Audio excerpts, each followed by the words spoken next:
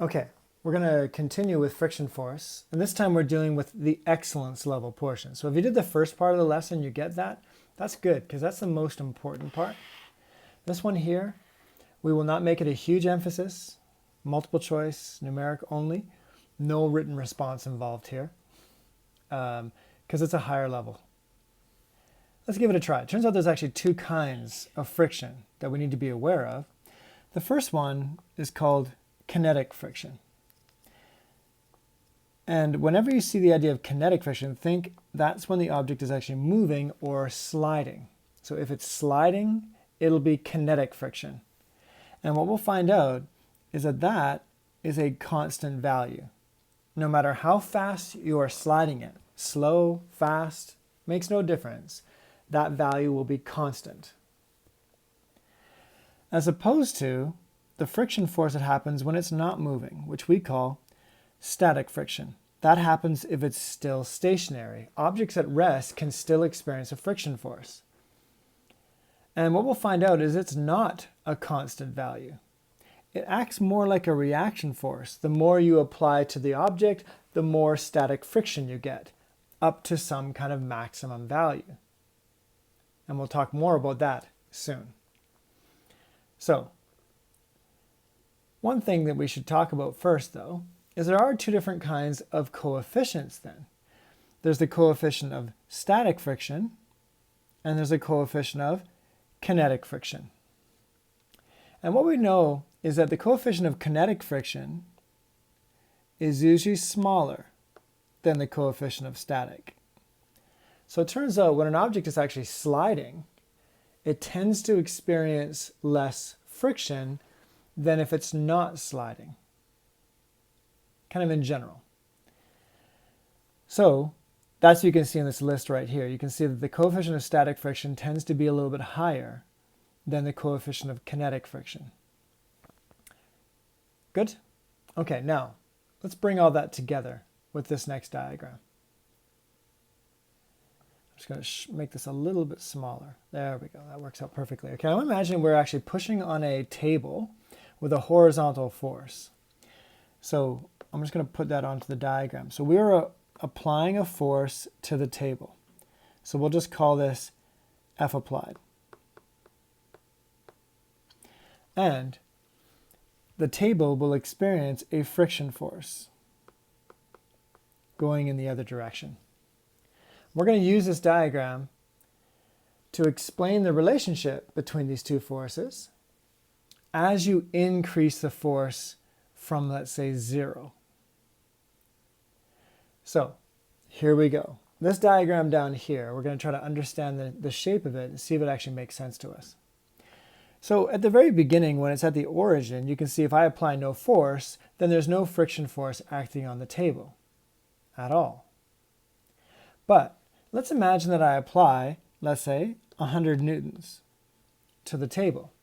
But this table's still not moving. So we're talking about it being stationary in the first part of this graph.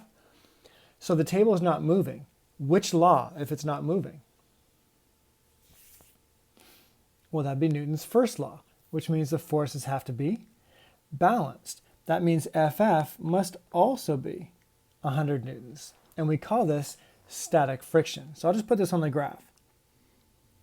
So if I apply 100 newtons of applied force, I will get 100 newtons of static friction force. They'll cancel each other out and it's going to stay at rest. But what if I decided to increase that force? So let's imagine I apply it 200 newtons and the table still is at rest. Can you see the forces continue to have to stay balanced? So this would also be 200 newtons. I'll put that on the graph. So if this is 200 newtons, so is this. So in this way, static friction is kind of like a reaction force. The more you apply, the more it will resist. So it's not a fixed value. It changes based on how much force you apply. But can you see this pattern can't continue forever? I apply 1,000,000 newtons, it applies 1,000,000 newtons, nothing will ever move. So it turns out that there is a maximum possible static friction force. And to calculate that, you just have to use the formula FF is equal to mu S Fn. When you calculate mu S Fn, that's the biggest force possible.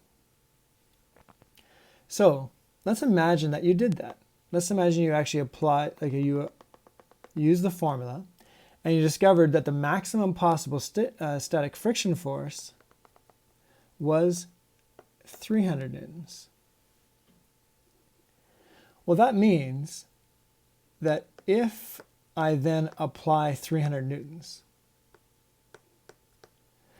the friction force can still match me. But can you see that it cannot go any bigger than this? And the way we describe this is now the table is just about to move. That's what happens here at the peak of this graph as well. Okay, so at this location here, it's just about to move. So if you're actually given a question in the homework and it says that the object is just about to move, that means you know you're at maximum static friction force, mu S Fn. Good? Okay, well now we continue it. What happens now if I increase this force to, let's say, 400 newtons?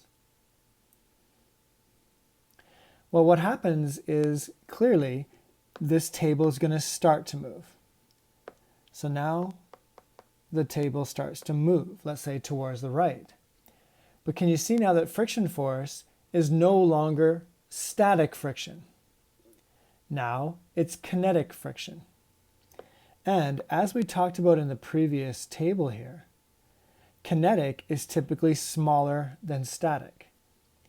So although static could go up to a maximum of 300 newtons, kinetic will be smaller than that. Let's say it would be, let's say it happens to be 250 newtons. Notice it'll be smaller than 300. So this would happen over here, let's say. So at this location, that's 400 newtons, and it's only experiencing, let's say, 250 newtons of friction force, causing it to accelerate towards the right. And what's interesting is, the faster this object goes, or the more a force applied, in other words, if you now apply, let's say, 800 newtons, way over here, you still get 250 newtons.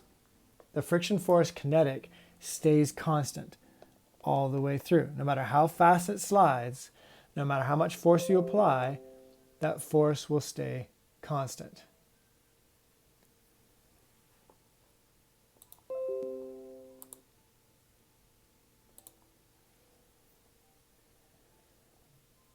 Good, and that's how we interpret this graph.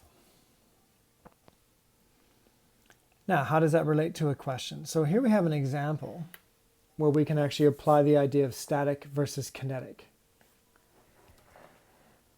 And what you have to realize, if I go back to the graph here, the key element is kind of what you're seeing in red. This is the big determiner right here. The maximum static friction force, which happened to be, in this case, 300 newtons. Can you see that that determines whether the table moves or not? If you have a force less than 300, over here, that's a less than 300 Newton force, then it doesn't move. But if you apply greater than 300 newtons, then it's going to move and it becomes kinetic. So that's actually the key, is that maximum static friction force. So for this one with an oak desk, and you're applying, different forces to this oak desk, the key thing to start off with is to find the maximum static friction force. So I'll just put that right here. Step one is to find the maximum FFS, static friction force. So we draw a diagram of the desk. I'll just do a really quick one here. And again, don't spend too much time on these diagrams. Do a really quick force diagram. So we have our applied force, that's our applied force F. There's our friction force going against it. There's the force of gravity.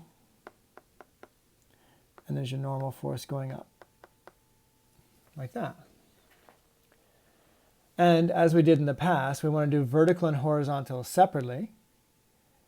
So we know that vertically, if we do vertical, again, that's Newton's first law. So we discover that in the end, Fn has to be equal to Fg equal to mg. And because this is excellence, I'm just going to quickly find this for you. 70 times 9.81. And that's 686.7 newtons. So now I can find maximum FFS, because that would be equal to mu s times Fn, which mu s here is 0.5. So if you multiply that by a half, you get about 343.35 newtons. Now you've got to realize what this means. This is the biggest resistive force that this table can actually kind of experience. That's the biggest friction force possible. So now we can take on these two situations. Now we can answer the question. Let's start with A, which is a 200 Newton force. Well, can you see that in this case right here, that the applied force is less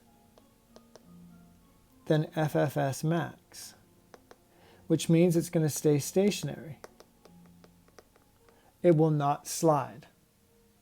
Now, if you remember on the graph, when it doesn't slide, which is on this side over here, whatever force you apply, the friction force will be exactly the same, like a reaction force. So therefore, in this case here, the friction force would actually be 200 newtons, not 343.35, because that's the maximum possible force. So that's because it's stationary. Now let's do B. And B is if it's 450. Well, now we can see that the applied force is greater than the maximum possible static friction force. And if that's going to be the case, that means that it's going to be moving. Can you see that that means it's going to be kinetic? And now we have to calculate what the kinetic friction would be, because remember, it's a constant value. So we now do FFK, which becomes equal to mu K Fn. And mu K is 0.3. So this becomes 0.3 times the 343.35. Sorry, the 686.7.